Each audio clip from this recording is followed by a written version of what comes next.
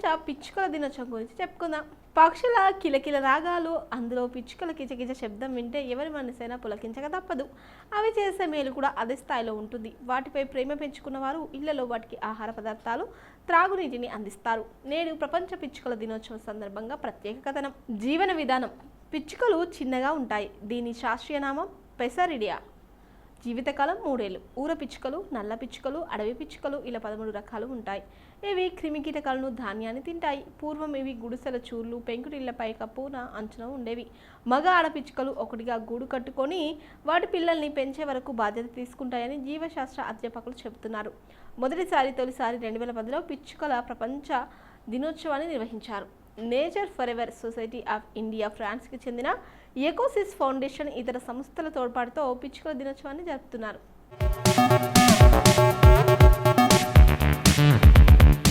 సహజ జీవ వైవిధ్యం, జాతుల పరిరక్షణ కోసం ప్రజలను ఏకం చేయడం ఈరోజు ప్రత్యేకత. ప్రశ్నార్థకంగా మనుగడ, జీవ వైవిధ్యానికి ప్రతీకగా ఉండే పిచ్చుకలను కాపాడుకోవాల్సిన బాధ్యత మనపై ఉంది. ఇటీవల విచ్చలవిడిగా సెల్ ఫోన్ టవర్లు ఏర్పాటు, అంతరిస్తున్న అడవులు, ప్రకృతి వైపరీత్యాలతో వీటి మనుగడ ప్రశ్నార్థకంగా మారింది.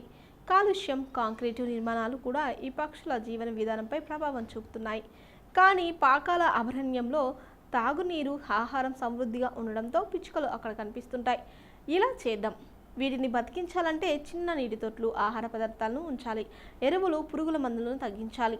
ఆధునిక సాంకేతిక పరిజ్ఞానాన్ని అడవులకు విస్తరించకుండా చూడాలి. పాకాలలో జీవ వైవిధ్యాన్ని కాపాడుతూ పర్యావరణ పరిరక్షణకు పర్యాటకులు దోహదపడాలని డిఆర్ఓ మోహన్ సూచించారు. పిచ్చుకల దాహం కోసం పాకాలలో ఏర్పాట్లు చేస్తున్నామన్నారు. ఈ పక్షులు మానవ నేస్తాలని, ఇంటి పిచ్చుకలు మన చుట్టే ఉంటాయని వాటిని కాపాడుకోవాలని పిలుపునిచ్చారు.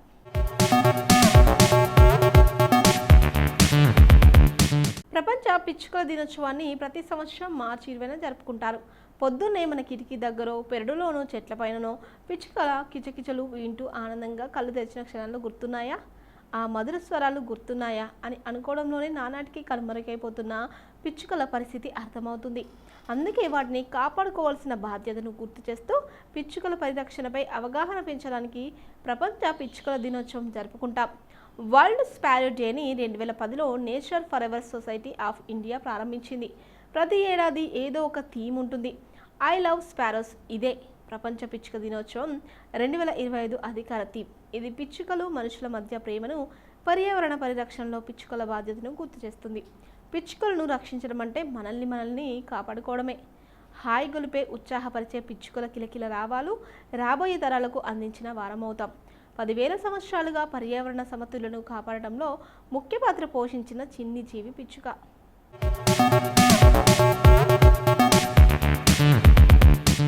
పిచ్చుకల సంఖ్య తగ్గిపోవడం వల్ల పర్యావరణ సమతుల్యత దెబ్బతింటుంది. ప్రస్తుతం ప్రపంచవ్యాప్తంగా అనేక రంగాల్లో ఇవి కనిపించడం లేదు. నగరీకరణ, పట్టణ, గ్రామీణ ప్రాంతాల్లో విపరీతంగా చెట్లను నరికివేయడం, ఎక్కడ పడితే అక్కడ సెల్ టవర్ల నిర్మాణం తదితర కారణాల వల్ల పిచ్చుకలు పాలిట పెద్ద ముప్పుగా పరిణమిస్తున్నాయి. పిచ్చుకలు వాస్తవాలు. ప్రపంచవ్యాప్తంగా 60 రకాల పిచ్చుక జాతులు ఉన్నాయి. పిచ్చుకలు స్వతహాగా స్వతంత్రంగా ఉంటాయి. సొంతంగా అందమైన గూళ్ళను నిర్మించుకుంటాయి. పిచ్చుకల సగటు వయసు 4 నుండి 5 సంవత్సరాలు. పిచ్చుకలు చూడడానికి బుల్లి పిట్టల్లే కానీ పర్యావరణ వ్యవస్థలో చాలా కీలక పాత్ర పోషిస్తాయి. బుజ్జి ముక్కులతో తెలుగు కీటకాలను ఏరిపారేసి మొక్కల్ని తెగుళ్లను, చీడపీడల నుంచి కాపాడతాయి. మొక్కల పెరుగుదలకు సహాయపడే విత్తనాలను వ్యాప్తి చేస్తాయి. Indian council of agriculture research నివేదిక ప్రకారం భారతదేశంలోని దక్షిణ ప్రాంతంలో వీటి సంఖ్య దాదాపు 80% తగ్గింది.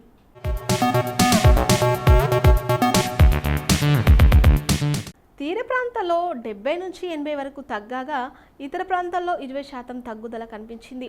International union for conservation of nature పిచ్చుకను అంతరించిపోతున్న జాతిగా పేర్కొంది. కొన్ని పట్టణ ప్రాంతాల్లో 99% వరకు వీటి సంఖ్య తగ్గిపోవడం గమనార్హం. అందుకే బాల్కనీల్లో, ఇంటి పెరడులో వాటి కోసం కాసిని నీళ్లు పెడదాం.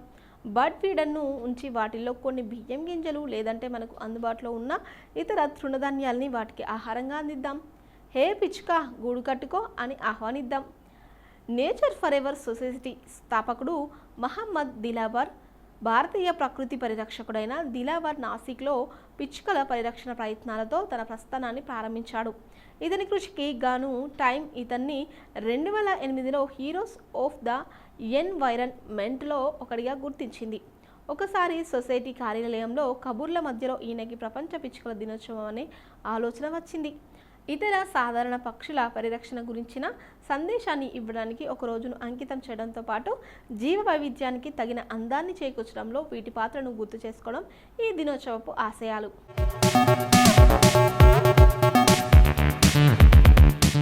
ఇప్పటిదాకా ప్రపంచ పిచ్చుకల దినోత్సవం గురించి తెలుసుకున్నాం కదా. ఇక ఇదే రోజు ప్రపంచ కప్ప దినోత్సవం కూడా మరి దీని గురించి కూడా తెలుసుకుందాం.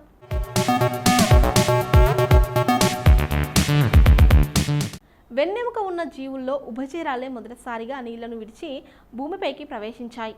ఉభయధారాలలో కప్పలది ఓ ప్రత్యేక స్థానం. అంటార్కిటికాలో తప్ప అన్ని ఇందాల్లోనూ కప్పలు జీవిస్తున్నాయి. మీద దేశంలో ఉన్న 60% ఉభయచరాలు ప్రపంచంలో మరెక్కడా కనిపించవు. 20 ఏళ్ల క్రిందట గ్రామీణ ప్రాంతాల్లో కుప్పలు తెప్పలుగా కనిపించే కప్పలు నేడు అంతగా కనిపించడం లేదు. వర్షాకాలంలో కప్పల బీటీటీ కళ గురించి మనందరికీ తెలిసిన విషయం. కప్పలను ప్రిన్స్ ఆఫ్ ఫారెస్ట్ అని కూడా అంటారు. గత 2 దశాబ్దాల కాలంలో దాదాపు 150 రకాల జాతుల కప్పలు ఈ ప్రపంచం నుండి ఎగిరిపోయాయని నివేదికలు తెలియజేస్తున్నాయి. మన దేశంలో 50 రకాల ఉభయచరాలు 10 సంవత్సరాలుగా కనిపించకపోవడంతో వాటిని అంతా ఉండిపోయిన జాతుల్లో చేర్చారు. చిరుకప్పల నుండి పెద్ద కప్పల దాకా ఒక్కో ప్రాంతంలో ఒక్కో పేరుతో వివిధ వర్ణాలతో కనిపించే కప్పలకు కష్టకాలం దాపరించింది.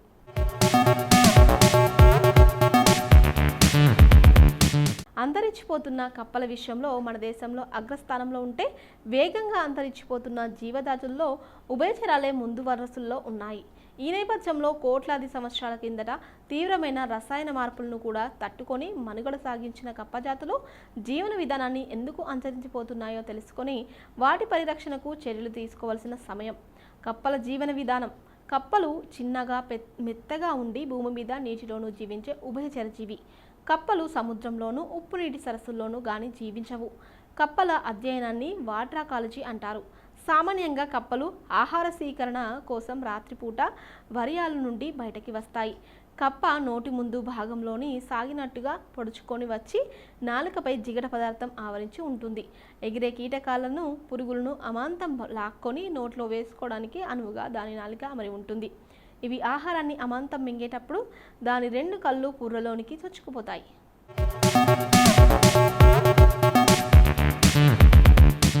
అందువలనే కప్ప ఆహారం ఆరగించేటప్పుడు కళ్ళు ఆర్పుతున్నట్లు మనకు కనబడుతుంది. కప్ప తాను తిన్న ఆహారం రుచికరంగా లేకపోయినా విషతుల్యమైన వెంటనే వెనక్కు వచ్చేస్తుంది. ఆహారం పొట్లల్లో ఉన్నా సరే కప్ప దాన్ని లయనెట్టేస్తుంది. దాన్ని పొట్ట అలా ప్రత్యేకంగా అమరి ఉంటుంది. కప్పల చర్మం ముఖ్యమైన శ్వాసేంద్రియము. దర్శం నీటిని స్వీకరించి ఆక్సిజన్ పరిమాణంలో 3వ వంతు చర్మం ద్వారా తీసుకుంటుంది. కప్ప చర్మం ఎండి అవి చనిపోతాయి. అందువలనే కప్పలు చర్మాన్ని తేమగా ఉంచుకోవడానికి తరచూ నీటిలోనికి దూకుతూ ఉంటాయి. చర్మంపై శ్లేష్మపు గ్రంథులు ఉండి వీటిని పీల్చుకొని చర్మాన్ని తేమగా ఉంచుతాయి. శ్లేష్మపు గ్రంథులు వలనే కప్పలను పట్టుకుంటే జారిపోతాయి. ఇవి భూమిపై ఉన్నప్పుడు ముక్కు రంధ్రాల ద్వారా గాలిని తీసుకొని ఊపిరితిత్తుల ద్వారా శ్వాసక్రియను జరుపుకుంటాయి. కప్పలకు బహిర్గత చెవులు ఉండవు. తలకు 2 వైపులా టింపానం అనే రంధ్రాలు ఉంటాయి.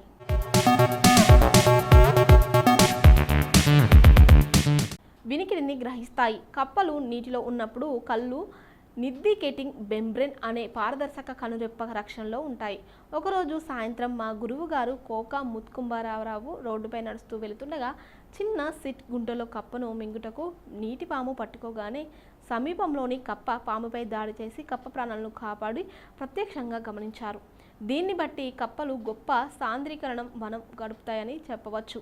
వేడిగా పొడిగా ఉండే వేసవి నెలల్లో కప్పలు నేలల్లో లోకుగా బొరియలు చేసుకొని అందులో జీవిస్తాయి. దీన్ని వేసవి నిద్రలు అని అంటారు. అతి చల్లగా ఉండే శీతాకాలపు వెన్నెల్లో కూడా కప్పలు నేలలో లోతుగా బొరియలు చేసుకొని నివసిస్తాయి. దీన్ని శీతాకాలం నిద్ర అంటారు. కప్పల సంతానోత్పత్తి. సాధారణంగా కప్పల సంతానోత్పత్తి కాలం జూన్ నుండి సెప్టెంబర్ వరకు ఉంటుంది. ఈ సమయంలో కప్పల బృందం సంగీతం మనందరికీ తెలిసిన విషయమే.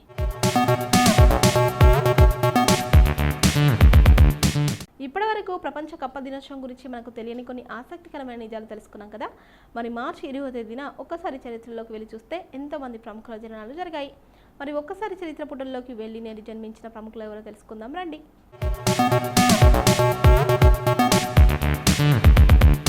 రీచా గంగోపాధ్యాయ్ భారతదేశానికి చెందిన మోడల్, సినిమా నటి. ఆమె 2010లో విడుదలైన తెలుగు సినిమా లీడర్ ద్వారా సినీ రంగంలోకి వచ్చింది. రీచా తెలుగు, తమిళం ఇంకా బెంగాలీ భాషా చిత్రాల్లో నటించింది. రీచా గంగోపాధ్యాయ 1986 మార్చి 20న న్యూఢిల్లీలోని బెంగాలీ బ్రాహ్మణ కుటుంబంలో జన్మించారు. అమెరికాలోని వాషింగ్టన్ యూనివర్సిటీలో ఎంబీఏ పూర్తి చేసిన ఈ బ్యూటీ 2007లో అక్కడే మిస్ ఇండియా యూఎస్ఏగా నిలిచింది. ఇక రీచా 2010 రానా హీరోగా తెరకెక్కిన లీడర్ చిత్రంతో తెలుగు ప్రేక్షకులను పలకరించింది. తొలి సినిమాలోనే నటనకు ప్రాధాన్యత ఉన్న పాత్రలో నటించి ఆకట్టుకుంది. రవితేజ సరసన మిరపకాయ్, సారొచ్చారు చిత్రాల్లో కనిపించి తన నటనతో మెస్మరైజ్ చేసింది. ఇక 2013లో ప్రభాస్ సరసన మిర్చి సినిమాలో నటించి సూపర్ హిట్ను అందుకుంది. చివరిగా నాగార్జున హీరోగా తెరకెక్కిన భాయ్ సినిమాలో నటించిన తర్వాత రీచా మళ్ళీ వెండితెరపై కనిపించలేదు. సినిమాలకు గ్యాప్ ఇచ్చిన రీచా అమెరికాకు తిరిగి వెళ్లి కొన్నాళ్ల తర్వాత సినిమాలకు గుడ్ బై చెప్తున్నట్లు ప్రకటించింది.